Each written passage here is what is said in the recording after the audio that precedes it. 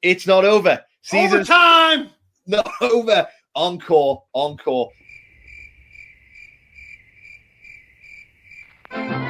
a second. Hello? Wait.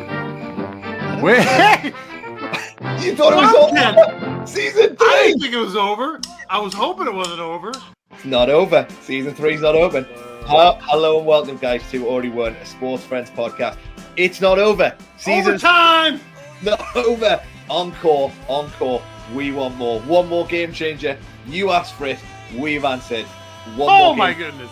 Who will bring it in, Mad Dog? This got to be a good one for an encore. The curtain's coming up. The curtain is up. The master of ceremonies has just announced it's Dr. Graham Daniels, one of the leading thought experts in Christians and sports ministry. He's from your side of the pond, right? That's right. He'll say himself he's a very proud Welshman, but like you say, an amazing leader in the world of sports ministry. And his current role is director of Christian sport, one of the directors, and also director of Cambridge United Football Club as well. But more than that, he's a game changer. He's also an associate staff member at a church called StAG, which is in Cambridge as well. And he's a game changer as well. We always like to talk about this. He's married to Michelle, and he's got 3 children, and he has 5 grandchildren. I got 1. I know that. There you go. Mad Dog just recently became a grandfather. Congratulations, Mad Dog. That Fun was Pa. Fun Pa. I'm going to change my name underneath. It's not Mad Dog. It's Fun Pa. Fun Pa. I love it. Fun Pa. There you go. Well, look, we've got 2 grandfathers on the show today, but 2. He's just brought out a new book with someone called Johnny Reed, who used to be on staff at Christian Sport. He's now on staff at Oak Hill Theological College, which is the college that I trained at. And so Johnny and Graham have wrote this book called Spiritual Game Plan. And this is a brilliant book that we're going to dive into as we're going through the interview. It basically gives 6 different topics and then 4 practical applications. And we're going to ask Dr. Graham about this book as well. It's a game-changing read. And so we're going to go deeper and dive into that as well. But there's a lot more stuff. He's done so much stuff. He's been a player. He's been a coach. He's been involved in the FA. He's been a director of Christian Sport, Cambridge United. I tell you, there's going to be gold dust to glean from Mad Dog, right? We'll be carrying those bars out, people. We'll carry them into season 4. There you the go. Gold dust from season 3 ending today was all accumulated in these gold bars, which will come back to see you in season 4. Season 4. So love it. Well, without further ado, let's bring him in, this week's game changer. All right, then, guys, it's my pleasure to welcome this week's game changer, Dr. Graham Daniels. Dano, welcome to Already Won. Nice to see you, boys. Welcome. Well, you guys need to get to know each other a bit more. So, Kyle, in our traditional fashion, why don't you take us through quick fire to start with? We'd love a bit of fun here. The rules are, I ask you an either or question. You can't say both or neither. You have to choose one. So whatever comes out of your mouth is the correct answer. So it's rapid fire. Ready? All right. Better team. Which is a better team? Cambridge City or Cambridge United? The moment, Cambridge United. When you were playing, Cambridge City. There we go. Both. Yeah. we got the first answer. We're going. Good. All right. Better player, David Moyes or Andy Sinton? Oh, Sinton. Played for England. How about better coach, David Moyes or Andy Sinton? Oh, Moyes, I think. Wow, there we go. All right, this is going to be a tough one here. This could prove you're where you're from. Your Welsh cakes or scones? Welsh cakes, always. Always. I like it. Okay, last one. Rugby league or rugby union? Union. All right. Easy. Ben, how did he do? Easy. Well, I heard, Dano, you recently on the radio, and you talked about English breakfast or Welsh breakfast, and that made me laugh a lot. So, which one? Welsh. And the difference being that it's just Welsh, right? That's why. It's just where you eat it. I know it was a really stupid thing on the radio. They said, well, so best breakfast, and people kept saying full English. So I said full Welsh, and they said, what's the difference? I said the quality of the place that you eat in. Same food, obviously.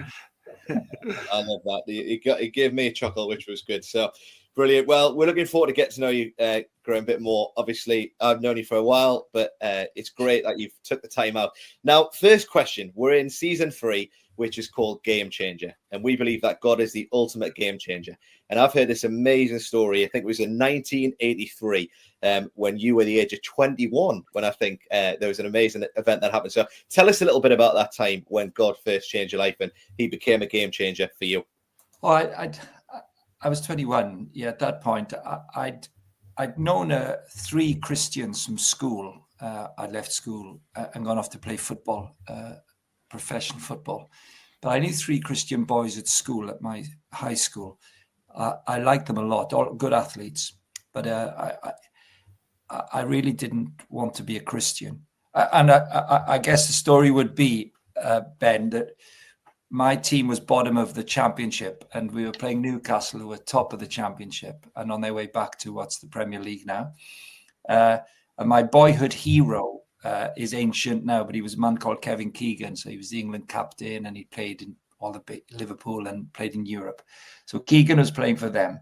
So, of course, I was thrilled because he was my hero and I was about 21. He was about 35.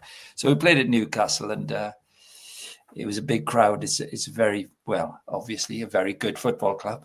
And anyway, we went 2-0 down and at halftime, the manager, those team talks the coaches give, and you've got to give them, haven't you? It's like 45,000 people. They're 2-0 up. They're playing roulette football. They could do what they like with the ball. But it just wasn't far enough ahead, You've got to be 3 up, haven't you, to just really chill. And they were just a bit too chilled because we were rubbish.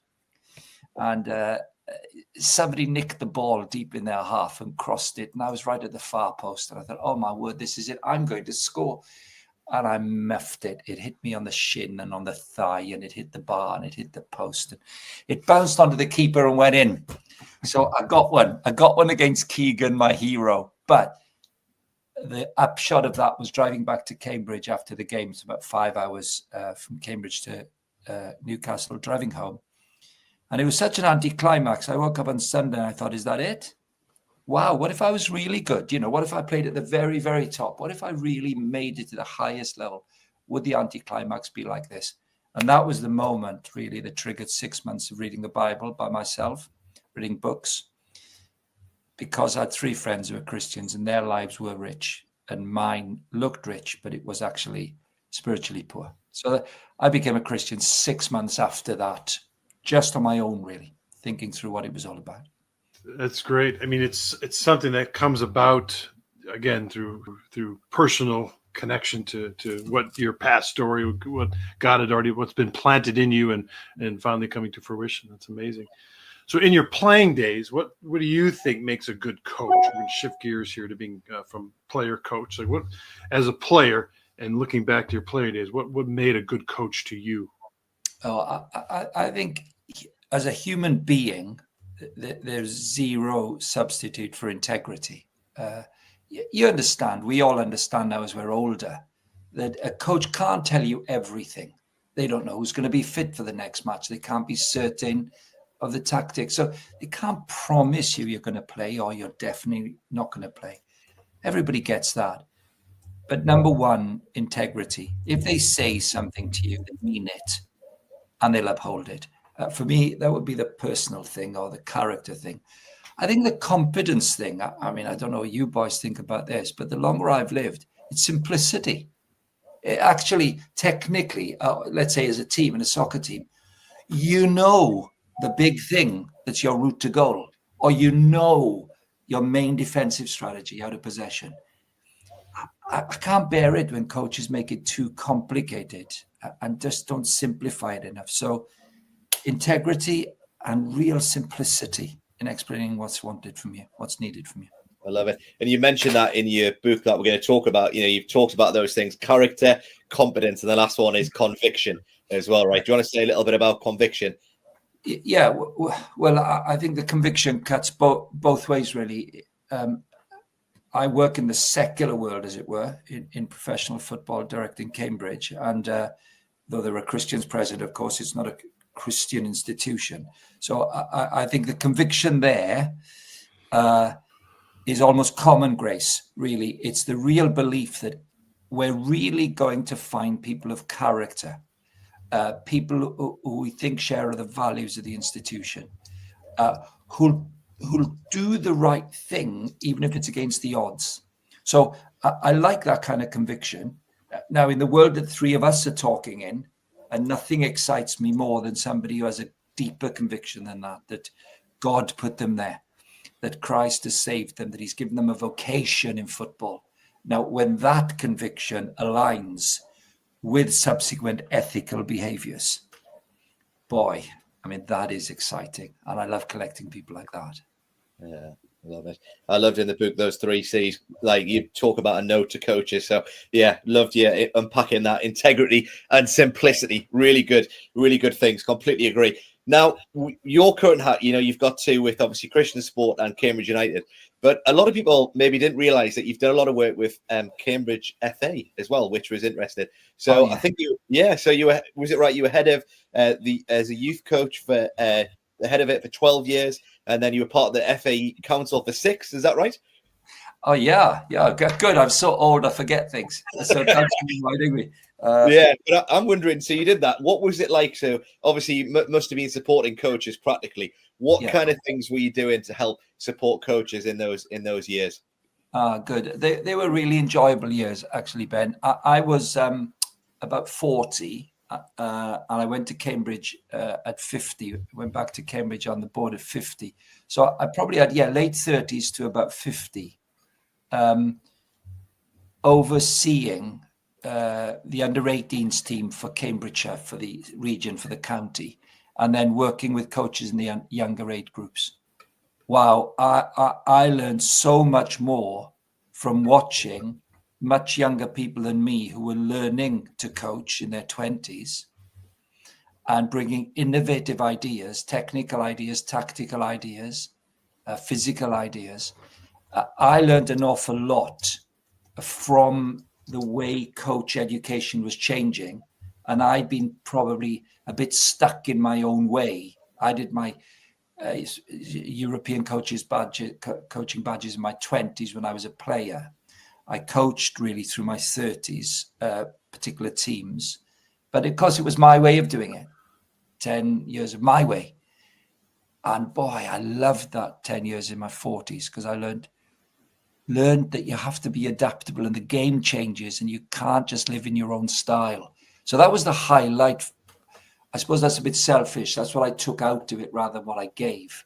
But I learned an awful lot there. Perhaps I'll just add to that. I wasn't a high-level player and I wasn't a high-level coach in terms of top professional things, nowhere near. But I guess because I'd been paid from within the professional game, both playing and coaching, what I saw with young people coming into the game was a real love for the game without cynicism. And I think that rubbed off on me and reminded me the energy at grassroots football to be really, really making a difference because it matters and you care was really inspirational for me in that FA time. Yeah, that's brilliant. I mean, the power of observation, you're talking about that. And I think you talked about the game changing, we're talking about game changers, the power of being adaptable, right? And not just like thinking you know it all. And I can imagine those years were really informative for you. But a lot of our coaches that we train within Sports Friends, we would say at grassroots level. And we see them with this amazing passion and love for reaching young people through their local church team. And what you just said there is some brilliant advice to have. Just keep on, being adaptable, keep learning, and keep having that skill of observation as well. So really good there. Keep going with that if you want. Yeah. Well, I was just going to add to that. I think particularly the people that you'll be working with Sports Friends and the coaches you'll be developing. I mean, they really do have that most beautiful conviction, don't they? That they want to make a difference for Christ, and they want to be really good characters. And really competent coaches. And I do think for younger coaches, back to where we came in really, I think tactically and technically, the one thing perhaps to avoid in your enthusiasm is when you are learning new skills and new techniques and new ways of coaching, don't lose 2 things that really matter a lot. One, leadership. Your leadership of young players is the most important thing. It's their respect for you as a human being that dominates the coach relationship with players. And number 2, technically, don't get carried away with too many new ideas. make sure people know the path to goal. How are we going to score a goal? What's our greatest strength for getting a goal?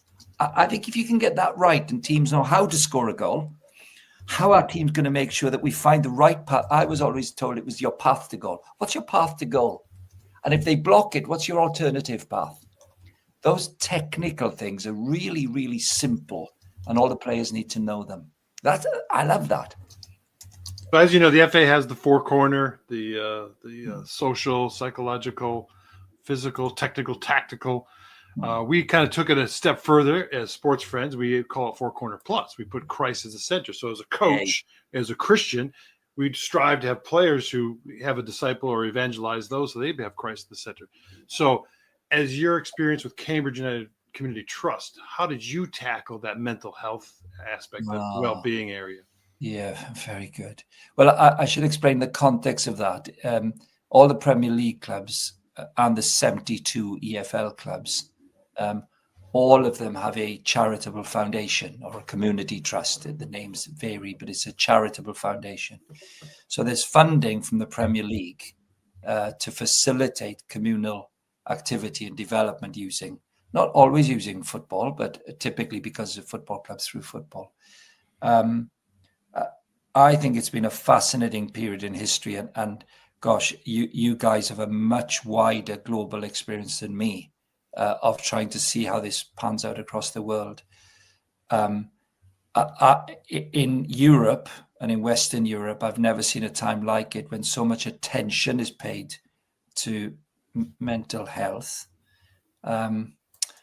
Sometimes I find myself a little uncertain about it because I think two things spring to mind, Kyle. Number one, with Cambridge United's foundation, I've always felt it's important not to treat, let's say, somebody more vulnerable in life as a victim. It's very easy just to see a certain person as a victim because perhaps they're mentally unwell.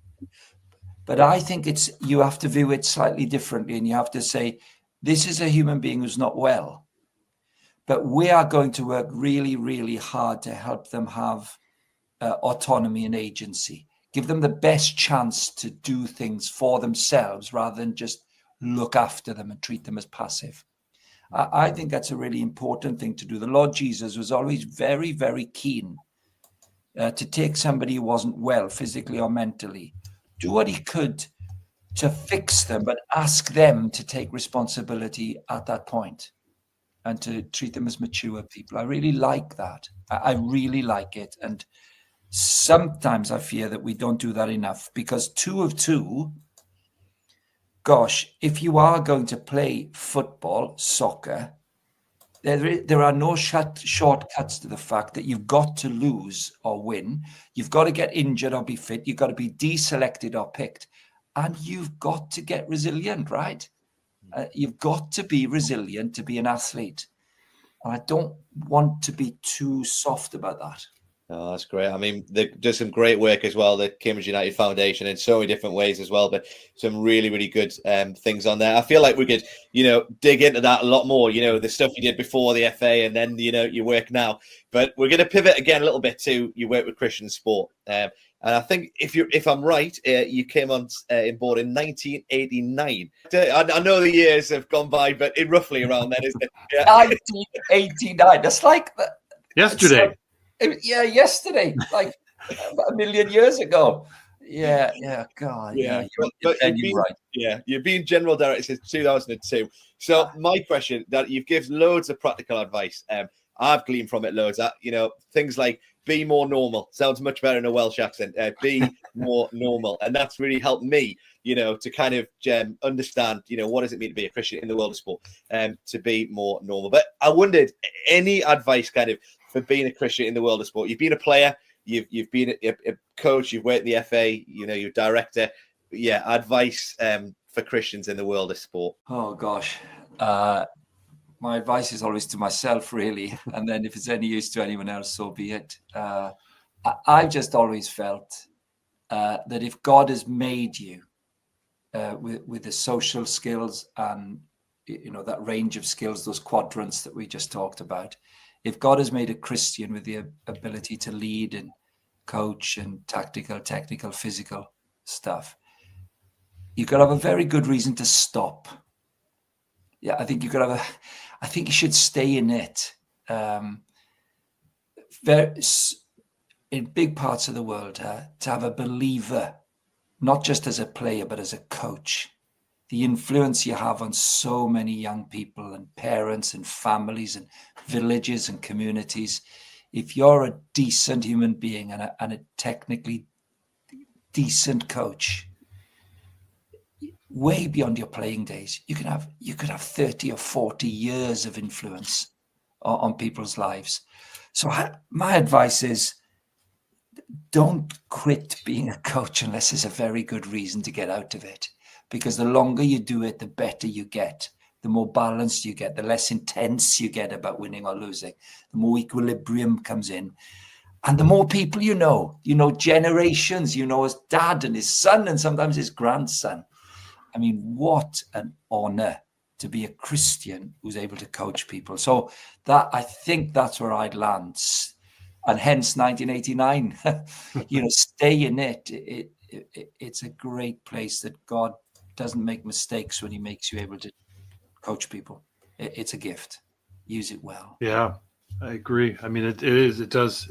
I think you said gets better or easier. Maybe that's the term what I'm hearing. So you're right. Yeah. So we, as sports friends, we train our coaches to work through the church. So it's called church-centered sports ministry.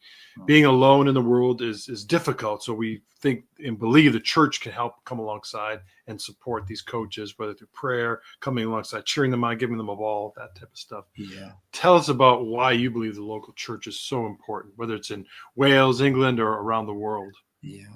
Yes. Thanks. Thanks, Carl. I should have said already, I mean, I've got the greatest respect for the work you do. I really do. I think it's a brilliant work that you're involved in and leading. I've seen what you've done. You practice what you preach. It's great to see. And on the church one, you really do practice what you preach. From a Christians in Sport point of view, I think the number one place that you want anyone who comes to know Christ you want them to end up at church, because that's God's design. God's design is that his people, they meet together, age, old and young, rich and poor, the whole eclectic mix that gives such richness to the Christian community must be the goal of any parachurch or mission organization. So I think of it as a sort of speech bubble or a Venn diagram. The church is the big thing. It's a big round thing with a cross on top, let's say, and that's the local church. And then there can be lots of little circles that come out of it: family, music, arts, sport, workplace, all kinds of ways where people in the church, as you said earlier, Ben, are good at being normal outside the building. And they're utterly committed to a part of the community. And in our world, that's sport, right? And we want to really be missional and mature and generous and kind and warm and drawing people through our sports ministry into the local church so that they may grow in the word of God and fellowship and spill out again and keep being coaches.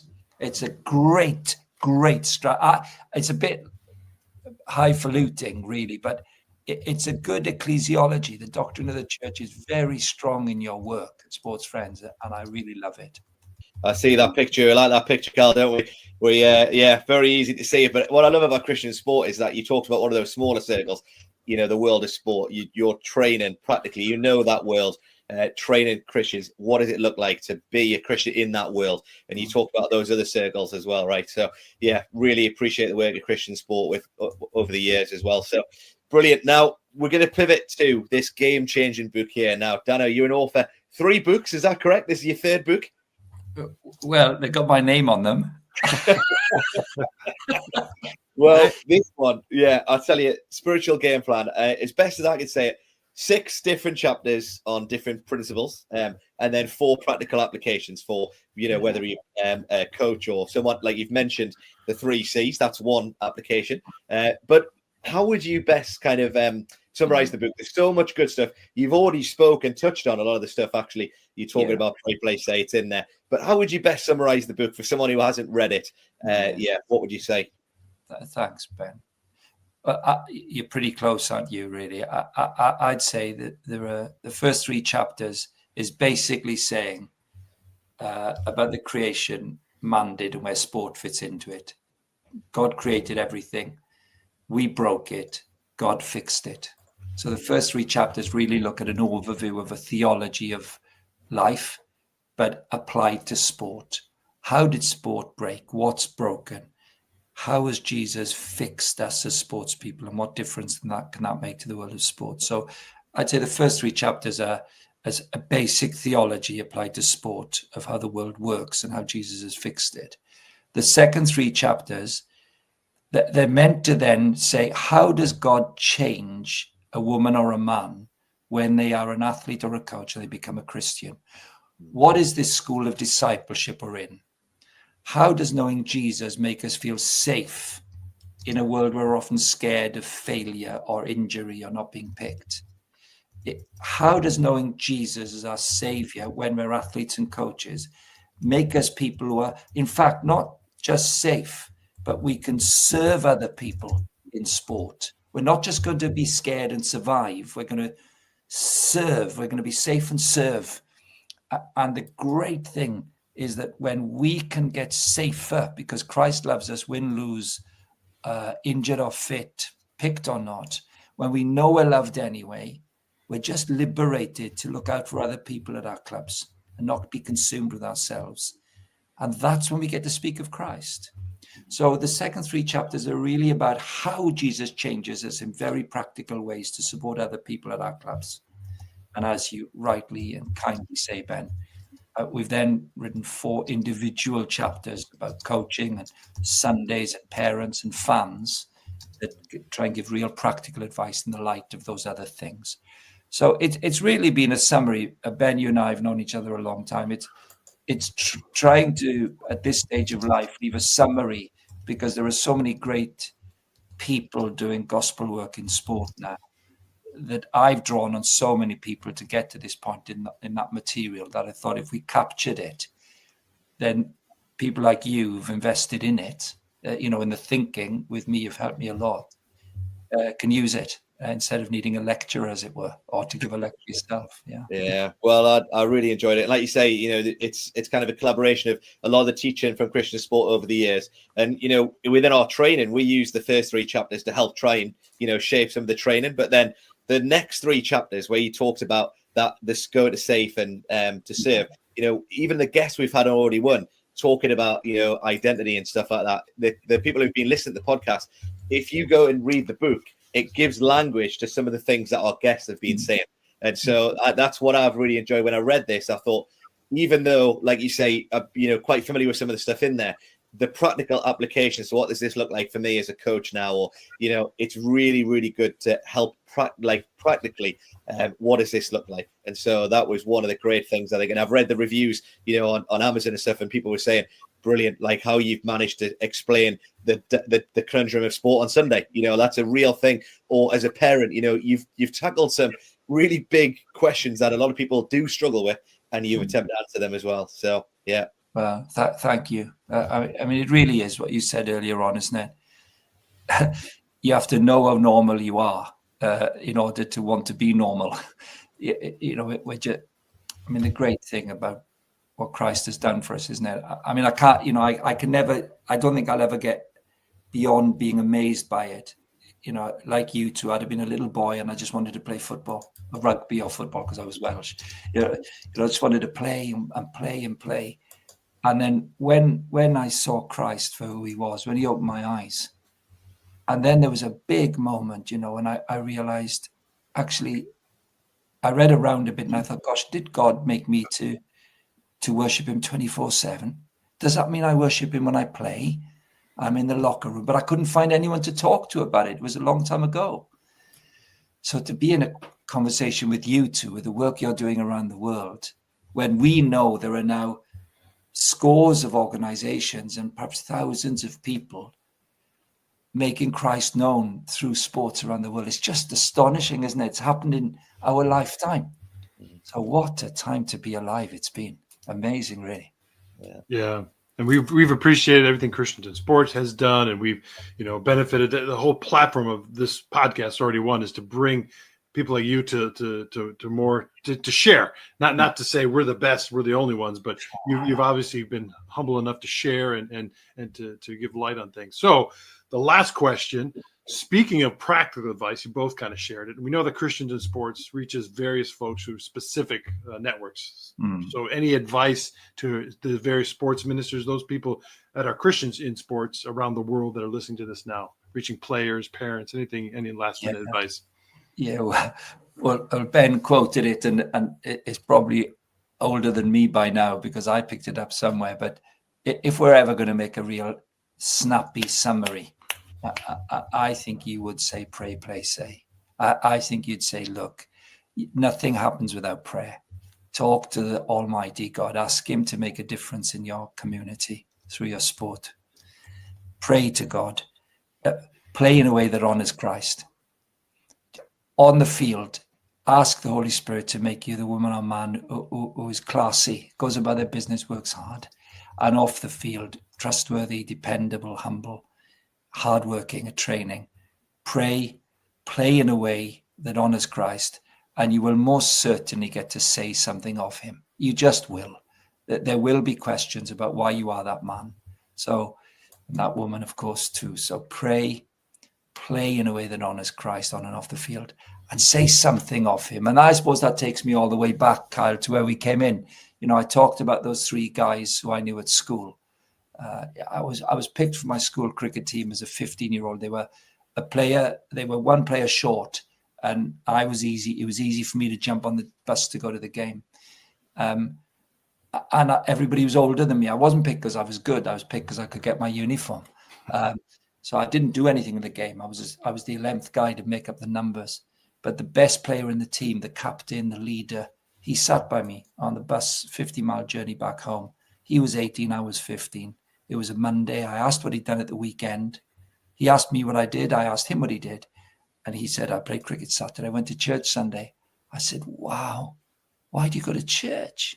Because cool people even at that stage of history in my country didn't go to church. No one I knew anyway. He was under like 90.